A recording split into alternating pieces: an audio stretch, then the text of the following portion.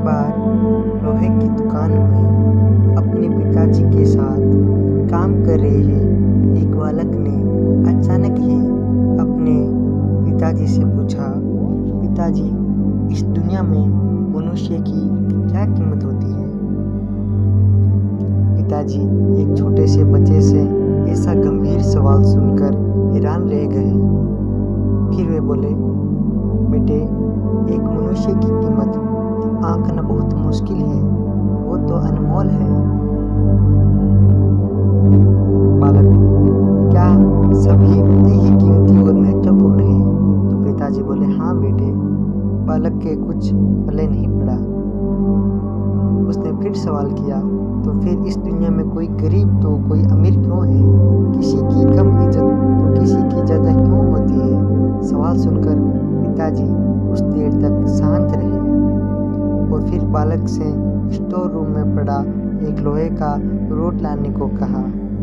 Road लाते ही पिताजी ने पूछा, इसकी क्या कीमत होगी? बच्चा बोलते हैं, लगभग 300 रुपये पिताजी। तो पिताजी बोलते हैं, अगर मैं इसके बहुत से छोटे छोटे कील बना दूं तो इसकी कीमत क्या हो जाएगी? बालक कुछ देर सोचता रहा और बाद में बोलता, ये बाद में महंगा हो जाएगा और लगभग 1000 रुपये का बिकेगा। पिताजी बोले, अगर मैं इस लोहे से घड़ी के बहुत सारे स्प्रिंग बना दूं तो? बालक कुछ देर सोचता रहा और एकदम से गुस्से होकर बोला, तब तो इसकी कीमत बहुत ज़्यादा हो जाएगी। पिताजी उसे समझाते हुए बोले, ठीक इसी तरह मनुष्य की कीमत इसमें नहीं है कि अभी वो क्या है, बल्कि इसमें है कि वो अपने आप को क्या बना सकता है। बालक अपने पिता की बात समझ चुका था। इस कहानी से ये शिक्षा मिलती है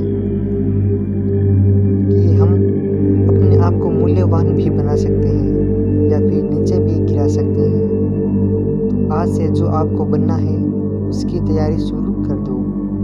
और यही कहानी आपको कैसी लगी हमें कमेंट के द्वारा ज़रूर बताइए और अपने दोस्तों के साथ शेयर